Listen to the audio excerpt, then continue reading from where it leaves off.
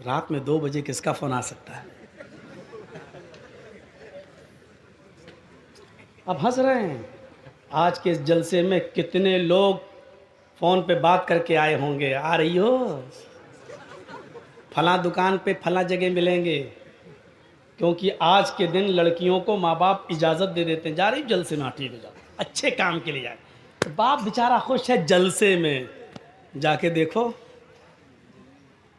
मुआयना करके देखो, ऐसा लगेगा जैसे एक कुतिया के पीछे 10-10 कुत्ते लगे होंगे। घूम के देखो, मुआयना करके देखो। ये मिसाल मैं हर जगह दे रहा हूँ, कल भी दी थी, परसों भी दी, आज भी दे रहा हूँ, और इसको कल भी दूंगा। जहाँ जहाँ देखूंगा हालात वहाँ दूंगा। हालात है ये जलसों में, जब लड़के और लड़कियों का ये हाल हो तो और क्या। आए मुसलमानों, तुम सूद ब्याज को दुगना और चौगुना करके मत खाओ। सुनिए, जिसने 1 लाख रुपया दिया, बदले में 5 महीने 6 महीने के बाद 1 साल के बाद 1,10,000 1,20,000 लिया, उसने कितना बड़ा जुर्म किया है। इस्लाम की नजरिए से देखना चाहते हो तो सुनो, अल्लाह के नबी फरमाते हैं, अर्रिबा सबऊना हुबन, अर्रिबा सबऊना हुबन व ऐसरुहा अयन कि हर रजुलु उम्महू।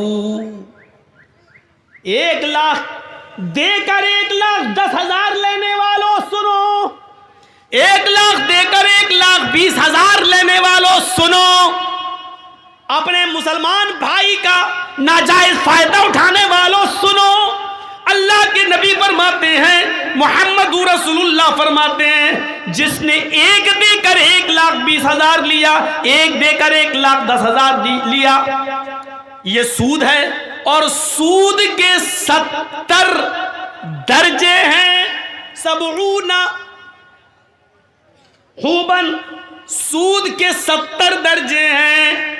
ये 70 दर्जों में जो तुमने 1 का 1/10 लिया है, कितना बड़ा जुर्म किया है। उसका सबसे हल्का जुर्म क्या है, सबसे हल्का दर्जा क्या है? ऐसरुहा अयन कि हर रजुलु उम्महू, एक आदमी अपनी मां के साथ निकाह कर रहा है। एक मर्द, एक नौजवान अपनी मां के साथ निकाह कर ले, निकाह हो जाएगा। हदीस में निकाह का लफ्ज है अयन कि हर रजुलु उम्महू, मर्द अपनी मां के साथ निकाह कर रहा है। कहने का मकसद क्या बताऊं तू, जरा सुनो सूद खाने वालों, सुनो, निकाह का लफ्ज क्यों कहा है। अल्लाह के रसूल ने कहा, जैसे कोई मर्द अपनी मां के साथ निकाह कर रहे, निकाह होगा ही नहीं।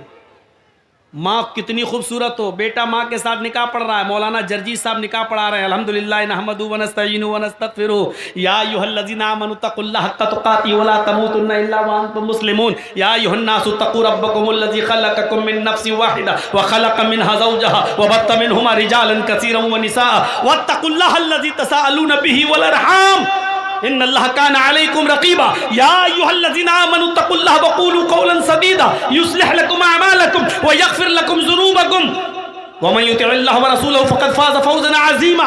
ये निकाह में ये 3 आयतें पढ़ी जाती हैं 3 जगह से, हमने पढ़ दी और निकाह कर भी दिया माँ के साथ। लेकिन इन कुरान की आयतों के पढ़ने के बावजूद माँ बेटे पर हलाल नहीं होगी, यानी निकाह नहीं होगा।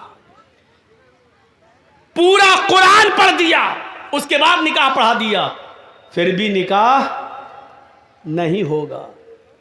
जिस तरीके से अल्लाह के नबी के बताने का मकसद क्या है, जिस तरीके से पूरा कुरान पढ़कर, बल्कि हजारों बार कुरान पढ़कर, लाखों मर्तबा कुरान पढ़कर भी अगर तुम निकाह करना चाहो मां के साथ, तब भी मां हलाल नहीं होगी। उसी तरीके से जितना मुश्किल एक लड़के के लिए उसकी मां का हलाल होना मुमकिन नहीं है, उसी तरीके से किसी मुसलमान के लिए, किसी मुसलमान की मजबूरी का फायदा उठाकर उससे 10,000 रुपए ज्यादा लेकर सूद खाना भी हलाल नहीं है। जिस तरह माँ हलाल नहीं हो सकती है, उसी तरीके से सूद भी हलाल नहीं हो सकता है, चाहे उस सूद पर 10 लाख मरतबा कुरान क्यों ना पढ़ लिया जाए। और दूसरा मकसद क्या है अल्लाह के रसूल के ये बताने का? सुनो, बहुत सुन चुके हो वेदों के मंत्र। आज हमारी तकरीर और तकरीरों से हटकर है, आज हमारा प्रोग्राम और प्रोग्रामों से बिल्कुल हटकर है। आज हमारा टारगेट सिर्फ आप हैं, हम हैं, हमारा समाज है, हमारा मुआशरा है। क्या हुआ भैया, आपके भी कमर में दर्द हो रहा है?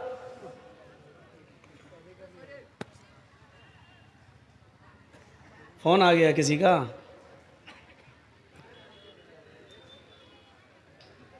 दूसरा नजरिया देखिए।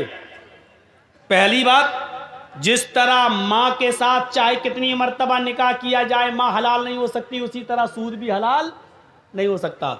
दूसरा मकसद, दूसरा बताने का मकसद क्या अल्लाह के रसूल का? जिस तरह कोई लड़का अपनी मां के साथ निकाह करके अपनी मां को रख ले और मां को के साथ हम बिस्तरी करें, तो पूरा समाज उसको कितनी बुरी नजर से देखता है कि देखो अपनी मां को रखे हुए हैं, देखो अपने मां के साथ शादी कर ली। समाज इसको बर्दाश्त नहीं करेगा कि कोई शख्स अपनी मां के साथ निकाह करके अपनी मां को अपनी बीवी बनाकर रखे। तो समाज जिस तरह इस आदमी से नफरत करता है कि जो अपनी मां को रखे हुए हो, इसी तरह समाज और गांव को चाहिए, मुआशरे को चाहिए कि सूद खाने वाले को इसी नफरत की नजर से देखे, इससे भी बुरी नजर से देखे, क्योंकि ये तो सबसे हल्का दर्जा है। 69 दर्जे इससे भी ऊपर हैं सूद के और ब्याज खाने वाले के, ये तो हल्का दर्जा है। 70 दर्जे हैं, ये हल्का है। तो इससे 70 गुना ज्यादा बुरा उस आदमी को समझा जाए जो सूद खाता है। अब सोचो, सूद खाने वाले का हमारे मुआशरे में सोशल बाइकाट होना चाहिए। ना इसकी लड़की लेना चाहिए, ना इसको लड़की देना चाहिए, ना इसकी शादी में बैठना चाहिए, ना इसको शादी में बुलाना चाहिए, ना इसके खुशी में शामिल होना चाहिए, ना इसके मौत मिट्टी में शामिल होना चाहिए। इसका सोशल बाइकाट होना चाहिए। इसका बाइकाट नहीं हो रहा है, इसको आज रोजगार समझा जा रहा है, ये तो रोजी रोटी कमाने का जरिया है, वो कर रहा है वो धंधा। अभी इस गांव का कोई लड़का किसी लड़की को लेके भाग जाए, 2 दिन बाद पंचायत बैठ जाएगी समाज की, है कैसे भागा, उस लड़की की जिंदगी बर्बाद हो गई है, चलो या तो 2 लाख जुर्माना दो या उस लड़की के साथ निकाह करो। अभी पंचायत बैठ जाएगी, सजा मुतय्यन कर दी जाएगी उसकी, या तो शादी करो उस लड़की के साथ क्योंकि तू लेके भागा है, या फिर तू 2 लाख रुपए जुर्माना दे क्योंकि लड़की की जिंदगी बर्बाद हो गई। अब उससे कौन शादी करेगा? ये पंचायत फैसला करेगी, ये गांव का समाज फैसला करेगा। गांव के समाजियों, गांव की पंचायत में बैठने वालों, एक शख्स जब नमाज छोड़ता है तो उसकी पंचायत क्यों नहीं बैठती है? एक शख्स सूद खा रहा है, आपके गांव में 1 लाख देता और 1,25,000 लेता है, उसके खिलाफ आप पंचायत क्यों नहीं बिठाते हैं? एक्शन क्यों नहीं लेते हैं? ये आदमी तो इतना बुरा है, सूद खाने वाला, इतना बुरा तो वो शख्स भी नहीं है जो अपनी मां के साथ जिना कर रहा है। जब उससे भी गंदा सूद खाने वाला है तो आप ऐसे आदमी को समाज में बर्दाश्त कैसे कर रहे हैं और आपके समाज में यह आदमी रह कैसे रहा है? मत कहो मौलाना गांव का मुखिया ही ऐसा है। अरे हो मुखिया हो, सरपंच हो, एमएलए हो, एमपी हो, मौलवी जर्जीस के जूते की बूट के नीचे नहीं समझता कुरान और हदीस के आगे कोई अहमियत नहीं है इनकी। जर्जीस भी सूद खाएगा तो ये हदीस उसके ऊपर भी लागू होगी। कुरान और हदीस किसी को नहीं छोड़ता है। साहब मुअज़्ज़ज़ आदमी हैं, ऐसा मत बोलिए। मैं किसी का नाम थोड़ी ले रहा हूं, मैं किसी का नाम नहीं ले रहा हूं, जो भी इसमें इन्वॉल्व है बुरा है।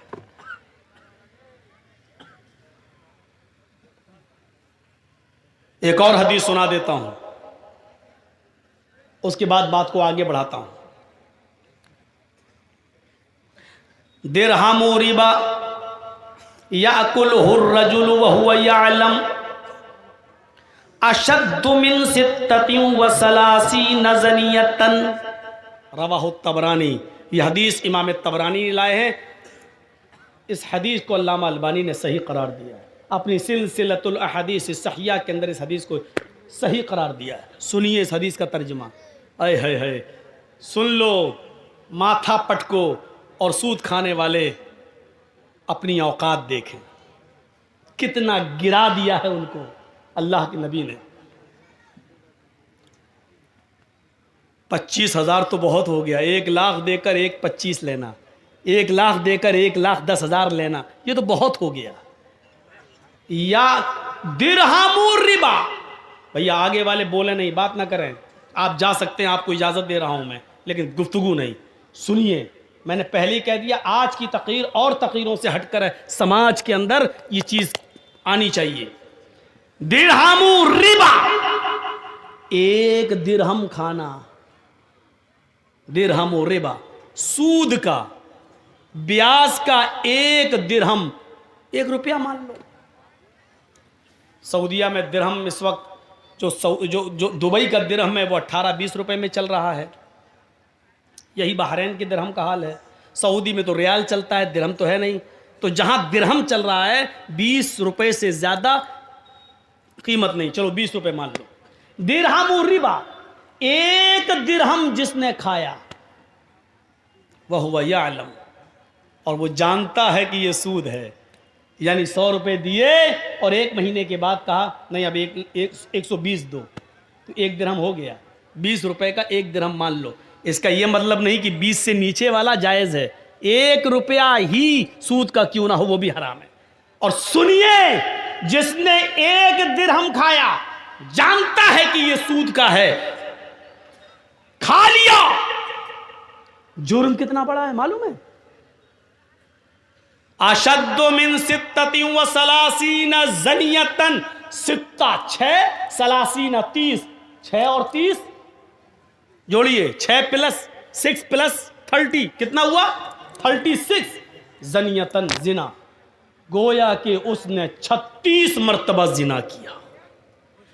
1 रुपया जिसने सूद का खाया जानते हुए कि यह सूद है, ये 1 दिरहम 36 मर्तबा जिना से भी ज्यादा सख्त है। 36 मर्तबा जिना करना आसान है, लेकिन सूद का 1 दिरहम 36 मर्तबा जिना करने से भी संगीन जुर्म है। क्या रह गया? समाज में कोई लड़का किसी लड़की के साथ एक बार जिना कर ले और पकड़ा जाए तो समाज में नाक कट जाती है, वो लड़की बैठी रहती है, कहीं उसका निकाह नहीं होता है, अरे वो फला के साथ, अरे गलत काम हो चुका है। सोचो 36 मर्तबा, और इसको भी कहा कि यह आसान है। सूद का 1 रुपया 36 मर्तबा भी जिना से ज्यादा सख्त है। क्या गुजर रही होगी आज की मेरी तकरीर उन लोगों के ऊपर जो सूद खाते हैं। अल्लाह की कसम, एक एक लफ्ज उनके ऊपर हथौड़ा बन के बरस रहा हो। इसीलिए कहते मंत्र सुनाओ, मंत्रों में ये सब आता नहीं है ना, ये सुनना पड़ेगा तुम्हें नहीं, तुम्हारे बाप को भी सुनना पड़ेगा। जब तक मैं इस कुर्सी पर हूं सुनना पड़ेगा, बाद में हमें सुना देना जितनी गालियां देना हो, क्योंकि ये पावर मुझे मोहम्मद रसूलुल्लाह की तरफ से मिला है।